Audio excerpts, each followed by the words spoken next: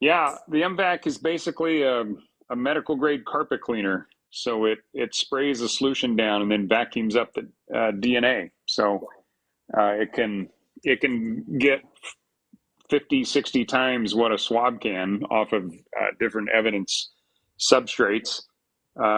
Especially the more rough and porous the substrate gets, then the more it differentiates itself between the traditional methods like swabbing and cuttings, taping. Uh, but it's kind of hard to explain without an actual visual of it. But yeah, just imagine trying to get a stain out of your carpet, and you have options of a rag, a broom, or a carpet cleaner. And so naturally, the carpet cleaner is going to get much deeper down into the fibers, and as it sucks out the stain, then yeah, the stain would be equivalent to DNA. So it collects everything from touch DNA to blood, uh, saliva, you name it. Now, is there anything that it can't be pulled off of, like any objects or anything? Like, is there anything that it can't, I guess, function with? Well, dirt, because you're just creating mud, but anything short of that, um, not really. It's collected DNA from evidence as old as 56 years. So as long as the evidence is stored correctly, in a dry, um, kind of a climate controlled environment, then yeah, it can get DNA from pretty much anything. Hmm. So has the MVAC helped solve any cold cases, whether it was homicides or rape or anything like that? Oh, hundreds of them. Yeah, all the above. I don't know exactly what type of all the cases are, but and we certainly don't get feedback on all of them. But I know just one lab in particular in Florida. It's a private lab.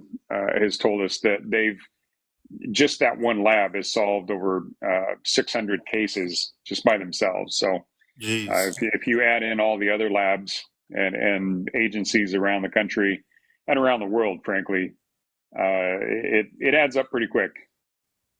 Yeah, that's crazy. So this is just nationwide, or do they work with, or do you guys work with people in like Canada and overseas and stuff like that? Yeah, I've been to multiple. Well, let's see. I'm trying to think of any continents that I haven't been on. Um, we've we're in South Africa, Australia, Thailand, China. I mean, I haven't gone into Russia yet, but I don't see that coming anytime soon. But yeah, and That's it's we're in most states around the country. Um, Canada, and actually the only place I haven't gone is South America. So as I'm thinking through this, as we're talking. So what's the process of using MVAC? I'm assuming it's pretty expensive to use in a case. So how does that work with, like, say like a cold case homicide? Like, if they have evidence that hasn't been tested in years or even decades, like, do they have to get some type of grant, or do they have to like apply for some type of, I don't know, whatever, to use the technology? Yeah, there's lots of grants and funding available out there. Um, there's a particular organization called Season of Justice. They actually fund lots of different cold cases, evidence collections, and probably 20 to 25% of their requests are for MBAC. And so, but most agencies, and in fact, I'm sitting in a hotel room in New York right now because I trained Schenectady Police Department on their new system yesterday. So it's one of those where it's spreading much wider, and a lot more agencies are getting it, just because it's so expensive to send evidence to like a private lab. That's always an option if they can't afford it. And it's just a one-off, if they just have like one particular case that they want to, um, send evidence down to. But if you're a decent size agency and have a fair amount of crime, especially the violent crime, in addition to cold cases, then it probably makes sense to just get your own system, because you're gonna spend enough money on these some of these private labs to pay for it anyway. So MVAC, is that used on like current, like say like a homicide just happened like a week ago? Are you able to use that, or is it just like strictly cold cases or older cases? Oh no, no, the agencies that actually have their own system, they yeah, if they have a homicide and they're having difficulty, have I don't know, just say the murder weapon is a rock or a brick or a baseball bat or something like that, and they want to make sure that they get a DNA profile off of it, then absolutely they'll use the MVAC on a current case. And what's the percentage of the makeup? Is it like 99.999%? Uh, like I don't know what the word is, like effective when it comes to the DNA profile. No, you can't say that because how it's collected. If it's from a public spot, the biggest thing that people need to understand is getting DNA is the easy part. Getting quality DNA is the hard part. So uh, collecting enough, you only need 6 to 10 cells to actually make a DNA profile. But if they're from 6 different people, then it's almost like, imagine having a heart monitor and having 10 patients hooked up to the same heart monitor. So once you reach that point, then it's all just kind of garbled together, and that's kind of what a DNA profile looks like when if you get too many contributors, if you get too many people in there, and so they have to be careful as they're using the MVAC that they're not just willy nilly clicking off of public spaces and places that might be um, have so many people contributing to it that it's not gonna mean anything. It's just noise at that point. Hmm. Hope that makes sense. Yeah. That makes sense. That makes sense. So I know you said that I believe you said it was Florida or something like that had a couple hundred cases that had been solved altogether. Do you know how many convictions MVAC has led to? That's a great question. Again, we don't get near the feedback that you would think we would. Once they get the conviction, then and maybe they get the evidence, and so it's just pending. Uh, a lot of cases that we know that we have got feedback on, they're just we know we got the profile, but the case hasn't actually been adjudicated yet, and so it's just kind of sitting there. We can't actually talk about it. But no, there's a lot of cases we can talk about, and if you want me to share some of those, I'd be more than happy to. Yeah. I'm curious. I'm curious on any that you can talk about that have been solved or are in the process of being solved right now. Well, the first one that really kind of put the MVAC on the map is the victim's name was Crystal Bislanowicz. This is a case in Utah. She was originally from Spokane, Washington. For some reason, she had gone down to Salt Lake with a much older guy. She was only 16 when she left Spokane and went down to Salt Lake. And then by the time she was 17, she was hooked on drugs, uh, active in prostitution, and it just her quote quote boyfriend, this 30 some year old guy was pimping her out and just had just a really horrible lifestyle. And one morning, about 45 miles southeast of Salt Lake, up in the mountains, a farmer and his son were heading out early one morning to feed the cows, and looked over at the river, and on the riverbank they saw her body. And so she was just it was really a tough case because essentially they only had her body and then 6 granite rocks of various sizes that had her blood all over them, and two in particular that he had used. That imagine a rock, say 8 or 10 inches across. That again, it's got jagged edges, and he had used two of those in particular to do most of the damage, and ultimately killed her with a much larger one. But all they had was those rocks and her body, basically, and so it was a cold case for 18 years. So from 1996 to about 2013, 2014, it was just sitting. Those rocks, especially, were just sitting in an evidence room, and they brought them out periodically to try to swab them. As the lab technologies got a little bit better, but it wasn't until they learned about the M-Vac that they were able to use the M-Vac and collect enough DNA that they got a great profile. And as it turned out, it was this guy named Joseph Simpson, who had only been released from prison. He had just served 10 years for a second degree homicide that he had committed in a bar fight. And so he was out 8-10 months, and then ended up murdering Crystal.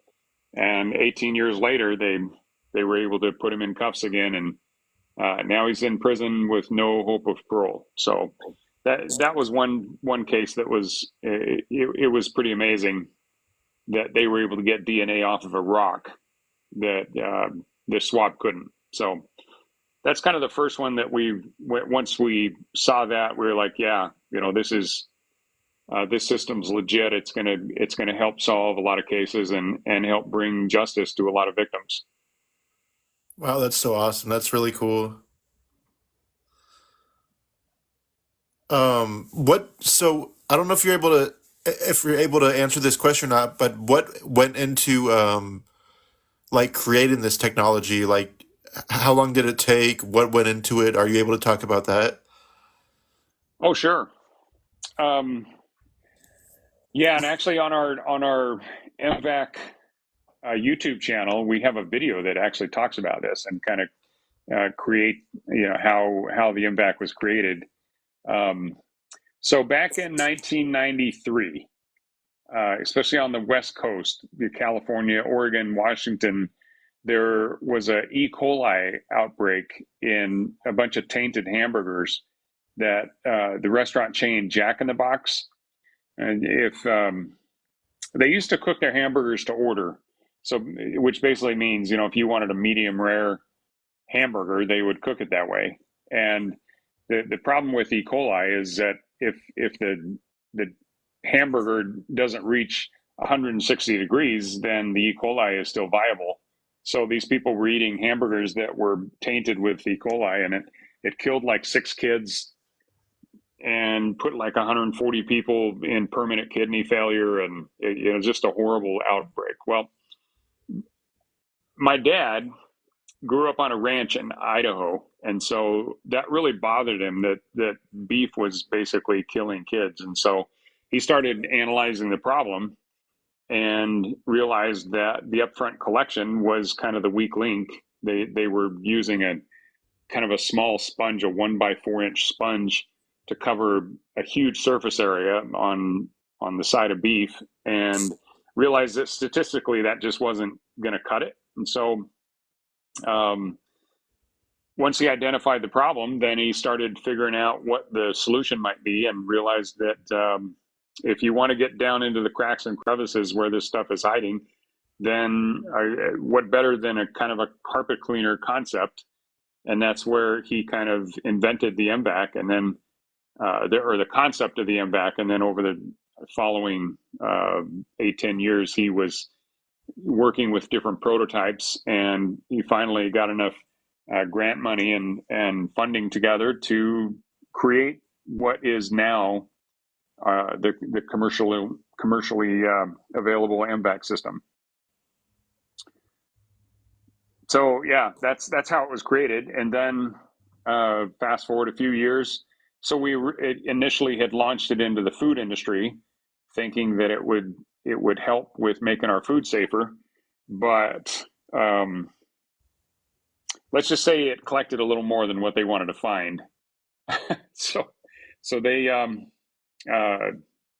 yeah, they never did adopt it. So, fortunately, I had run into a college buddy, and when we'd graduated college, I went into the military, and he went into the FBI, and I was explaining to him what I was currently doing, and which was selling the M-Vac into the food industry, and he just kind of quipped that, you know what, that something like that would have been amazing on his crime scenes.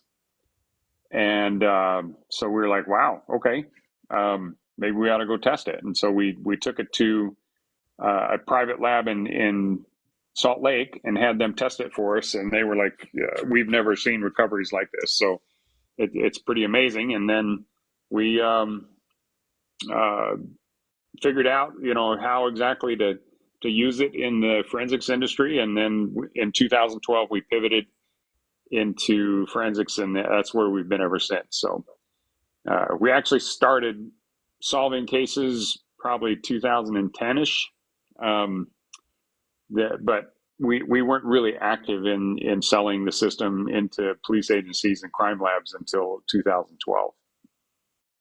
Have you guys been involved in any like cold case homicides that have been like serial or any like mass murder cases, anything like that?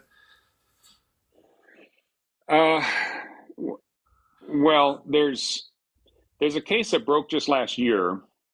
Um, in fact, I'm going to have the detectives on my podcast here before too long. And it's going to be adjudicated in the Fairfax area for the first homicide. So there was one guy, I can't remember the guy's name. So I think in 96 or 98, he actually murdered the wife of an ATF agent. And trying to look this up on my computer really quick, but he murdered this ATF agent's wife, and then 3 years later, there was a young girl. She was only 18. Her name was oh my gosh, Baker. Amy Baker, that's her name. So Amy Baker was just, for some reason, her car was on an off ramp right there in Fairfax County, just I don't know, 30 minutes south of Washington D.C. And he had strangled her and drug her into the woods, and they found her a few days later. Yeah, I'm just looking up a quick, trying to find this guy's name. Oh, Elroy Harrison he was arrested just last year. So if you want to look up in Stafford County, Virginia, you could look up Elroy Harrison, and that was a case. So at least two murders that we helped solve just last year. So yeah, there's I don't know about like mass murders. Again, it's hard to say. We've sold the M-Vac itself. So the system is everything together, but the actual collection device of the M-Vac is like a one-time use, and we've sold over 20,000 of those. So that just tells you that it's being used a lot, and we get feedback on 100 of those. So who knows how many actual cases we've helped solve, but most of the time when we get feedback, it's based on a cold case that people have been working on for decades, and then they finally get it solved, and the M-Vac was a major part of it. And yeah, I know there's a case up in Idaho, the Boise area, where a guy killed a 9-year-old girl a couple decades ago, and that was solved with the M-Vac. And so they had just gone to trial, and the sentencing was September 6th. So I'm going to be doing that podcast here pretty soon too. So It's just unbelievably exciting when we actually hear that the M-Vac was a major portion of the of solving any case, let alone a cold case that's 30 years old. Yeah, I bet that has to be a really great feeling knowing that. I mean, even just one a year, or even one every couple of years, I'm sure that's got to be worth it in the end. Yeah, it's pretty cool. It's a fun feeling. So, have you ever been contacted by any like police departments that have investigated like infamous crimes that are still unsolved, like say John Benet Ramsey, or even like the UK, like Jack the Ripper or Zodiac, or any of those cases? Like, have you been contacted to use the MVAC on any of those, or to provide the MVAC, I should say? Um, I've had a lot of people say Boulder police should use the M-Vac on the John Benet Ramsey case, and there's a number of agencies right around Boulder that have an M-Vac, and so it's available for them. But no, I'm trying to think. The there's about a 30-some-year-old cold case in Ireland that the victim was murdered with a rock, and so that coincides pretty closely with uh, the Crystal Bislanowicz case. In fact, I think they were literally almost exactly 1 year apart. Um, so we'll see about that one, but um, most of the time, the agencies will call us, and then we'll refer them to a lab that's pretty close to them. So, and then from there, it's kind of hard because we're not law enforcement. They don't really include us, with everything. But the ones most of the time they're grateful enough and excited enough that they were finally able to solve a case that they'll give us a little feedback and just say, hey man, this thing is amazing. So So the West Memphis Three case, you're familiar with that, right? oh yeah. So you've been following the court cases of them going to court back and forth trying to get the DNA tested. Uh-huh. Why can't they use the MVAC? Is it like a money issue, or like why No. aren't they able to use that right now? Well, my understanding is they are.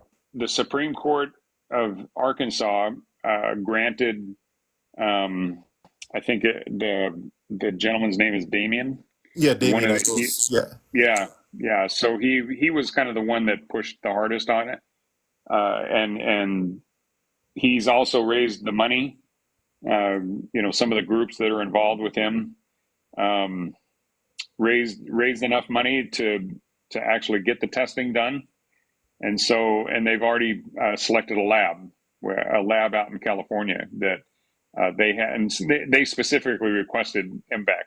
So it's yeah, I think that one's going to be happening pretty soon, if it hasn't already happened. Whether or not they've gotten results yet, I don't know. So what's your opinion on that piece of hair when they do test it? Do you think it'll come back with a profile that's good enough to lead to like an exoneration of the three of the men, or do you think it'll take more evidence? Well, if they use the M-Vac, it won't be on the hair. That if they have a hair root, they can use other methods to do it. If they use the M-Vac, I'm imagining it would be either on the shoestrings that the 3 8-year-olds were tied up with, and possibly the sticks that they had used to push the boys' clothes down into the creek.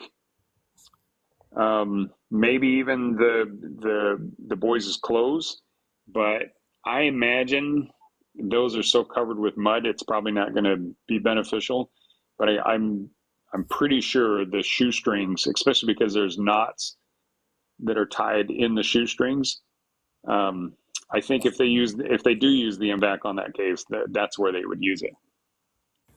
Oh, somebody said not sure if discussed yet, but MVAC is really inexpensive per test, about $100 in consumable costs. Is that true?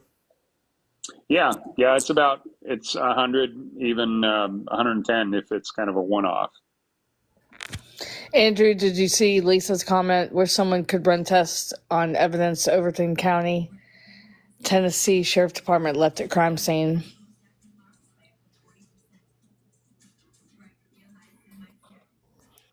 Yeah, I wish they could use this for a lot of things, actually.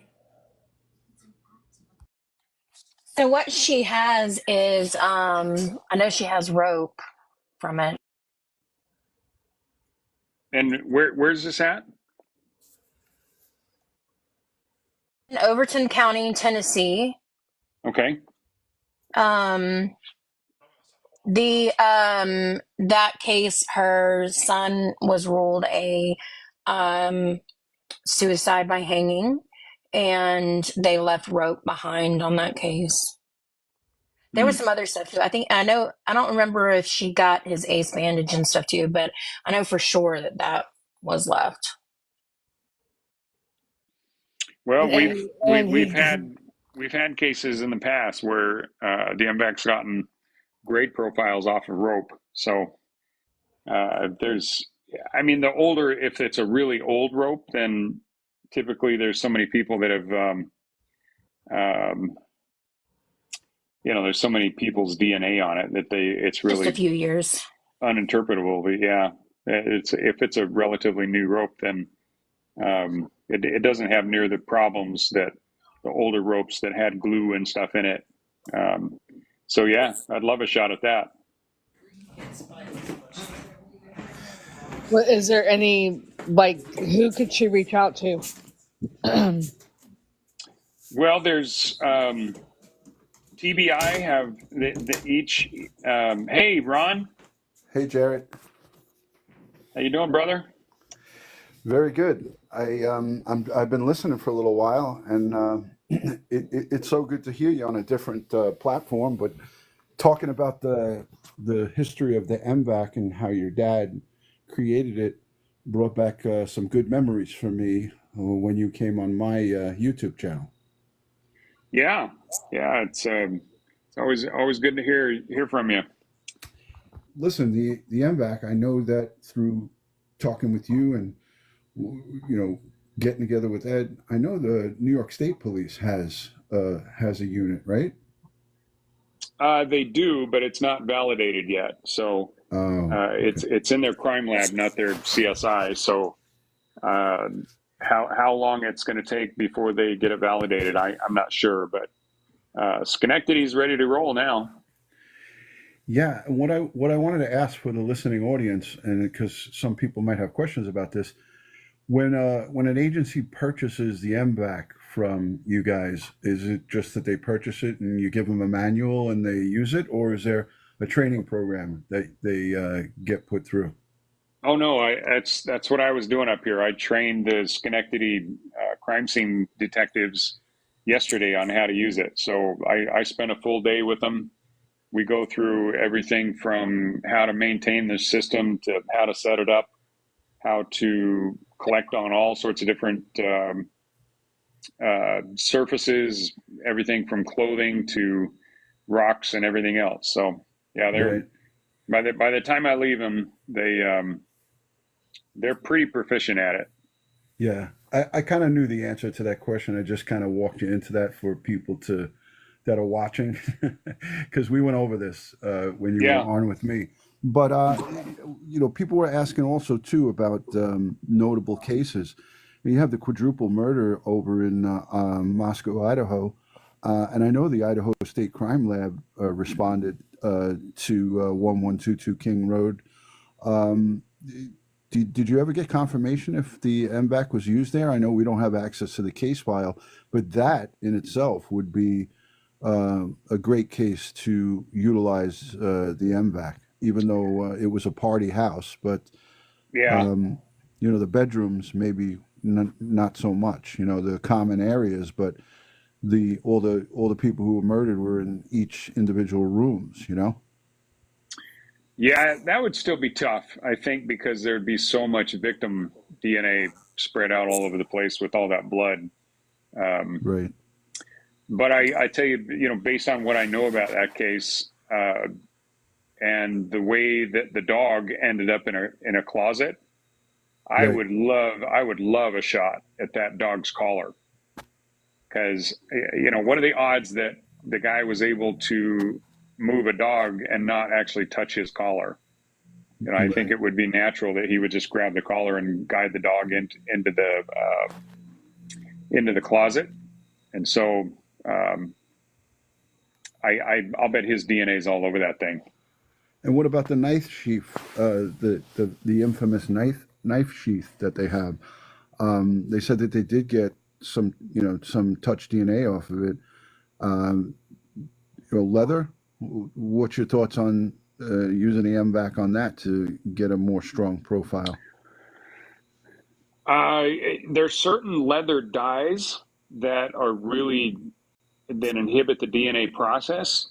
So I'd have to see what kind of a leather sheath that they're talking about. But Right. um, if he unsnapped that thing, and the fact that his DNA has already been discovered in that little snap, Yeah, it was on the metal yeah, buckle. yeah, I'm assuming they just used a swab in order to get that. But to me, that means there's probably DNA all over that knife sheath. So. Yeah, Um, that would make for an interesting conversation, and I know I want to have you back. And I didn't want to come on and hijack the live stream here, and I want to thank the host for allowing me to come on Forbidden True Crime. Thank you. Before you leave, I'm curious what your podcast is about. Okay, so I'm a retired New York City police detective, and I do true crime on YouTube. I had about 355,000 subscribers now. Yeah, we grew quite a bit, Jared, from the last time you came on. And my co-host is a CSI expert, forensic crime scene unit retired detective from the NYPD. Okay. Okay, what's your show called? Crime Time with Duty Ron. Crime Time. Okay. Yeah. I'm in the process right now of working with a podcast out of New York that is doing some stuff, like some education stuff up at Rikers and whatnot. And I'm going to be going in up there and doing some teaching in person soon. Oh, that's awesome. What type of background do you have? And forgive me for not knowing. Oh, no. I mean, I don't expect you to know. I didn't really even introduce myself. So I'm a professor. I worked for 13 years as a paralegal before I went to law school, and then did mediation and went into teaching, and got I don't know, I found a love for teaching and like post conviction work and stuff like that. And so, um, now my goal is to go in and like teach people how to like properly write a habeas and stuff like that. Oh, that's awesome. Yeah, so I stumbled across this just by chance. And I think it's probably because I follow you, Jared. Now I just followed the host and followed you, Amy, and I'll follow Jennifer as well. But yeah, I think that the M-Vac, even though, like you told the story, it started because of the E. coli outbreak with Jack in the Box. Um, I, I, I thought what you left out one interesting part is that the plant managers and the meat processing facilities were like, get this thing out of here. We don't want to be shut down. We want to work. And your dad kind of he had to pack his bags, but finding a secondary use for it is something that's so important for justice. And I can't thank your dad. I know he's no longer with us, but your dad and yourself for keeping this technology rolling forward. It's an intricate part of getting justice for families a long time after, in some cases, their loved ones have been taken from us. Yeah, I appreciate that, Ron. Um, yeah, like I was saying earlier, it's just amazing the number of cases that the M-Vac is completely designed for. It's just and more of them are rolling in all the time. So So, Jared, Yeah. um, the Family for Justice in Tennessee, she's actually the mother of the victim that I was talking about earlier.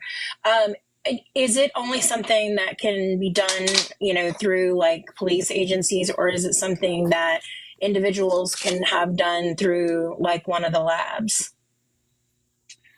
I think I've heard of families raising the money in order to get the evidence tested, because sometimes, frankly, DNA testing is expensive, and there's times when, yeah, the agency may not be able to afford it, and so if the family wants to help pay for it, then the police are maybe more likely to send it to a private lab and get it done.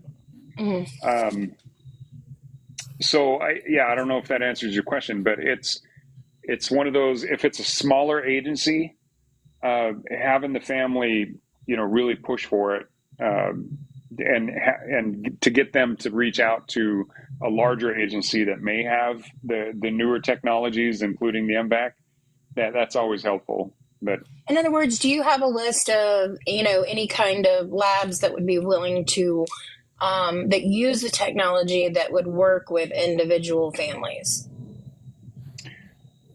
oh yeah, well, I would imagine any of these, the private labs would, and there's like 6 of them around the country that they could take take the stuff to. I think the biggest problem is going to be the chain of custody, and Right. it's the so they would have to work through the agency that's in charge of the case to get them to do it.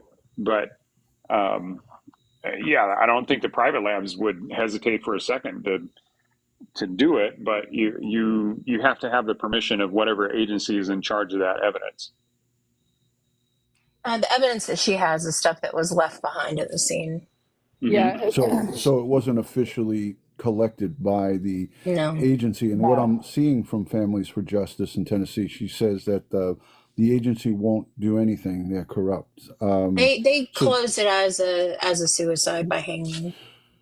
right, and again, the agency doesn't do that. The medical examiner or the whoever Right. is in charge of that death investigation does that. So the agency itself, they won't have the ability to classify anything when it comes to a death. It's always handled either by the medical examiner or the local coroner. So, in some of the rural areas, it's not like it is here in some of the major cities where there's a checks and balances. It's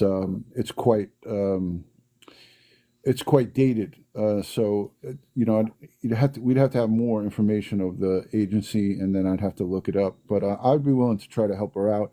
But it's a tough battle, as Jarrett said. If the agency itself didn't collect the evidence, now you have a situation of, is the evidence tainted now? How many people have handled it? How has it been handled? And so on and so forth. Right, Jarrett? Yeah. Everything that I've seen as far as cases like that, like even the Chris Tapp case up in Idaho where he was wrongly convicted. Um, Angie Dodge was the victim, but Carol Dodge was the one that pushed ultimately for M-Vac testing, and that led to Chris Tapp being freed and then exonerated. But she still had to work through the Idaho, the police agency up there, because they were the ones that actually had jurisdiction over the evidence. But if the evidence has been released to the family, then I don't think it has any kind of evidentiary value anymore, Not because released. This is stuff that I think they still have what they had. oh, This is okay. stuff that she collected from that was left behind at the crime scene. Oh, well, this is basically her own personal investigation. Right. And she just wants to rule out that her son didn't do this to himself. oh, well, I Which I that hate would to get, actually be hard, Lisa, because it was still around his neck, or it was still on his body. Yeah, but if it's not collected by law enforcement, then it has no chain of custody. This is a piece that broke, or I believe it was part that was broken off because it frayed. The rope ended up fraying, and it was left down on the ground. There was some on him, and then there was some hanging still, and then this piece. Right, but my point is, if a law enforcement like crime scene investigator or detective didn't didn't collect it, and it was collected by a citizen instead of a law enforcement person, then it can't be used in court for sure. Oh, I don't think Um, she wants that. She just wants to know that her son. She just wants to know that her son didn't do this himself. yeah, well, It's just mom wanting I closure. yeah, and I don't know, Ron. I'm okay. Well, as far as DNA goes, let me just focus on that. So let's say the piece of rope um, had, we used the M-Vac and we got DNA off of it. So we have now a profile. But the problem is you also have to have a secondary, it's called a reference sample. So whenever you collect evidence, DNA evidence in particular, you have to have two things. You have to have DNA from the crime scene, and you have to have somebody to compare that profile to. And if you don't have the two of them, then there's no there. Then it's just information. It's you're not actually identifying anybody. So um, you could compare it against her son and say that yeah, there's DNA on that rope that's not his, but and unless you have somebody that you suspect actually did, and then for some reason try to collect his DNA, assuming it was a guy. Um, other than that, it's just a imagine a heart monitor. That's kind of what a profile looks like. But it's just numbers. Am I way off track, Amy, No, no, on no. what I you're get it. asking about? Uh, No, I yeah, understood. I Um, I kind of get Amy what his mom is looking for. She just wants to for her own self say, look, yes. my son didn't touch the rope. Here's proof that none of his DNA is on it. And she's not looking to try to find out or go and arrest somebody because that would be a tough uphill battle due to the fact of how everything was processed here. And uh, yeah, I get it totally. It's just that it's not as easy as it seems. It's not as easy as we would want it to be. I mean, I always want to look to give closure to a family. I mean, I'm very empathetic to that because that's just it's hard to live with not having the answers. And I get it. But I'm not quite sure that the MVAC would be able to get her that answer definitively. Jared? yeah. Well, like I said, if she were to take that rope to say a private lab and pay for them to MVAC it, and then if she had some DNA sample from her son and was able to submit that, then I don't know. I'm sure they would probably do it. Right. And if it would, it might cost a few $1,000s, but if that would bring her closure, I'm sure it would be worth it. Yeah, absolutely. Lisa, I've got a guy who's the chairman of a board of a DNA lab. We can reach out to him and ask him if they have it. If not, maybe we can put them in touch with Jared and see what they can do from there. I sent him a message to see if he'd pop in here because I asked him if they use it, but he hasn't responded yet. So what about how could this be used on Scott Peterson and the duct tape? I am not completely sure that it's not being used on the Scott Sweet. Peterson and the duct tape. Actually, there was an article that I just saw. I can't remember who sent it to me, but when they announced that the Scott Peterson case was being relooked at, they also mentioned the M-Vac on there. So Nice. yeah, yeah. There's a lab called Pure Gold Forensics down in it's kind of North LA, some down there in that valley, Hmm. and they're a small lab, but they are top notch and they're really good. And I think they have actually been commissioned uh, to do something with it. I don't know exactly, but yeah, I wouldn't rule it out. Hmm. That makes for an interesting conversation for a show in the future, Jared. Maybe we'll have to do something on that. Yeah.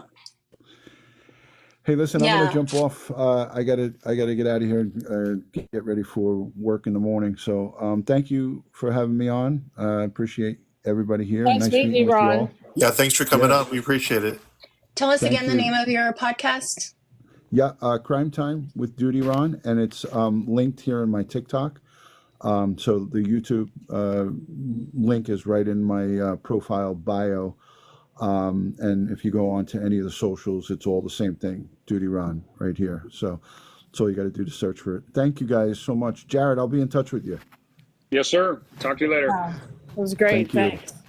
Um, well, Jared, that's exciting if it is being used in Scott Peterson. Because I'll tell you what, that has become one of like the true crime, like super contentious cases of, did he do it? Did he not do it? Because the documentaries that have come out have like started swaying people in the other direction, and Yeah, yeah. It's getting well. Ultimately, the test would be um, if his DNA is on that duct tape, then we know he did it, right? so So what is the process? Okay. So let's use now. I've got so many questions. Sorry. All right. So, um, how does the DNA work in terms of like it having been in water and the M-Vac, and how does that work? well, a cell is actually a lot tougher than what most people would think. So I can't remember how long was Lacey in the water. Do you guys remember? No, but we can It find out was, right it now. was from, it was from December to February. Oh, geez. Okay, so almost 2 months in the Yes. seawater. Yes. Uh, Mm, wow. Okay. Just like kind of the osmosis thing, when you have salt water, uh, salt water is really bad for cells. That water itself lyses the cells or kind of causes them to burst, and then you lose all the DNA.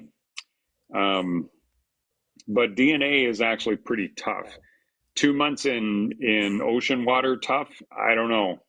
Um, but the thing that we've learned over the years is, um, especially duct tape, because it sticks to itself, and so it may actually trap um, some DNA, especially if there's like one strand of tape on top of another one, hmm um, so that they could actually peel that apart and underneath it, like on the sticky side, there may still be DNA that's trapped in there, and the MVAC may be able to collect it. So I'm sure that's what they're looking at. So yeah, Oh, I it's can't pretty wait. amazing. Yeah, all I can say is if there's DNA there, um, there's a pretty good chance that the MVAC will get it. So, but having been in yeah, salt water is even worse than fresh water. So Mm. I've seen cases where victims have been in like a creek, a freshwater creek for a week or so. But I've also heard of there was one case in Florida. It's pretty crazy. They some gypsies actually killed their mother and put her in, those army duffel bags, put her in one of those along with a big piece of cement and threw her in a canal in Florida. And those canals are saltwater, they lead straight to the ocean. So, and she was down there for about a week, but they still got DNA off of the handle of the Duffel duffel bag. bag. Yeah. So, yeah, you wouldn't think, touch DNA would last that long, but it does. Wow. Wow. That's crazy. So, do you think that the LA Innocence Project has a good case for Scott Peterson?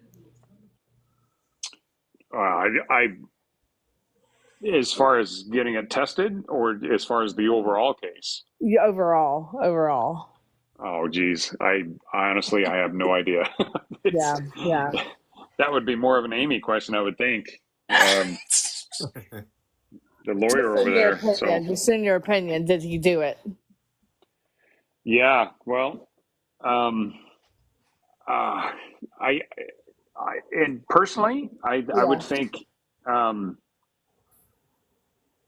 the absence of his DNA on any of the duct tape wouldn't really prove his innocence, because there's so many factors, especially with the being in the submerged for 2 months. Right. So I don't know. I don't know what else they have. Right. He was golf fishing anyhow. Yeah. Golf fishing, yeah. Golf On fishing. on the 911 tape, he says he was golfing all day, and then when who was he telling that he went fishing? I think it was on the news. So on the 911 tape, he's golfing. On the news, he went fishing. He was playing Go Fish. Yeah. He did it 100%. No doubt in my mind. And I'm not qualified since I'm not a lawyer. I chose not to sit for the bar. Oh, okay. You went through all that law school and then you didn't do the bar, huh? Listen, when I was in my second year, I had I was working as I was volunteering as a court appointed special advocate, and I had dual jurisdiction kids, so they were delinquents and they were dependents. And my kids all were very special kids that nobody else wanted to deal with because they all had sex charges. And I had one kid who was 15 and facing 2 life sentences, and 100% I believed he was innocent. And I had another kid who's going to be his own investigation discovery, show one day, who was just getting pampered basically. And so I became very disillusioned with the system. I realized I didn't want to be anybody's mouthpiece. And so I kind of changed my whole entire path, but I didn't want to not finish my degree. I was interested in doing mediation anyhow, and you can get more court appointed mediation by having a JD than you can without. And so I thought, well, that'll be fine. And then I ended up doing some mediation, and I ended up teaching, and I love teaching, and I may backtrack one day, but it won't be for the next few years. Got it. Well, at least you're using all that knowledge that you gained by going to school that long. Yes. Every day. Yeah, I'm fortunate. I have biology degrees that kind of help me understand DNA a lot better. And then I ended up getting an MBA in order to help run the business. So that's kind of it's kind of my background. I get it. My son's he's an engineer now for Lockheed. But he got a physics degree first, and then he was thinking he was going to do something amazing with that, and he was like, "Oh, there's not a lot of choices outside of teaching, middle school or high school," and he was like, "I don't want to do that." Yeah, can't blame him for that. No, takes a special person to actually want to teach school nowadays. Well, yeah, and then he also didn't have any options really in terms of being able to do anything like business wise on his own. So he knew he had to go back for another degree. So he did aerospace, and I'm pretty sure he was switched at birth because I don't have any science or math in me. Good stuff. Well, guys, what? Well, this was a great live, Jared. This was very informative. So you said you have a YouTube channel. Does it have like videos of how it's like demonstrated and stuff like that? Yeah, and there's even casework that we talk on there. Oh, And nice. then my podcast is called All Things Crime. And anytime there's a case that is actually solved with the M-Vac, then I work pretty hard to get the detectives or the CSIs or somebody on there to talk about it. And yeah, so that's always fun. Cool. You should get it on, since New York's using it, you should get Law and Order to pick it up and show it. Yeah, that'd be fun. We actually were on an episode of CSI, the No. Las Vegas version, Oh, way nice. back in like 2013. But yeah, the problem with Hollywood is they don't really like unless you pay them tons of money to show the logo and stuff. So I think my understanding is when it actually aired, there were like 13 million people that tuned in. And then between reruns and everything, there were 60 to 90 million people that have seen it. And yet, I think they just kind of thought it was just Hollywood. They just kind of made it up. So, yeah, Oh, our website didn't even get a bump in searches. So I think everybody was just looking at the thing going, that's just not real. that's funny because you know what? I wouldn't even have thought of that until you just said that. But now I get it. That's a shame because it would have been like, you never know how many like lab people are sitting there watching just because they want to critique like how the show's being done or, All right. I Yeah. watch those shows because I'm sitting there going, no, that would be easy to poke a hole in, things like that. Yeah. I do the So, same thing with military. The military uniforms are always screwed up, and the way people charge into a machine gun nest and things like that. I'm like, my military trainings. I'm like, that's not how that works. So, what branch were you in? I was in the Army. Does anybody else have any questions before we wrap this up tonight? I know I'm going to have a whole bunch more afterwards. I'm going to have to go watch and learn. We'll have to start an SVU campaign. That would be so cool though to sit there. Yeah, I can always if you guys have questions, just shoot them at me. And but yeah, the M-Vac Systems YouTube channel is probably the best place for you guys to start. What is it called? Is it just M-Vac? Yeah, M-Vac. All right, check that out. Jared, we appreciate you coming on tonight. It was super interesting, and I've always wanted to learn about the M-Vac, so you definitely answered quite a few of my questions tonight. Awesome. Well, yeah, like I said, if you guys, if you go onto that YouTube channel and you have questions, then just message me, and I'm usually decent at getting back on it. Okay. Thank you. Yeah, I'm going to message you. I'm going to message you anyhow to see if my friend's lab is on your list of people. If so, I'm going to hook them up with, I'm going to hook them up and see if they can help Miss Lisa in Tennessee. Hopefully. Okay. Yeah.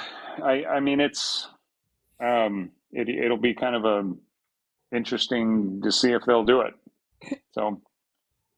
Listen, my powers of persuasion are so good. All right. Well, this will put them to the test. They are. It'll be like, you know what? If you do this for me, let's talk about quid pro quo. What can I do to help you? All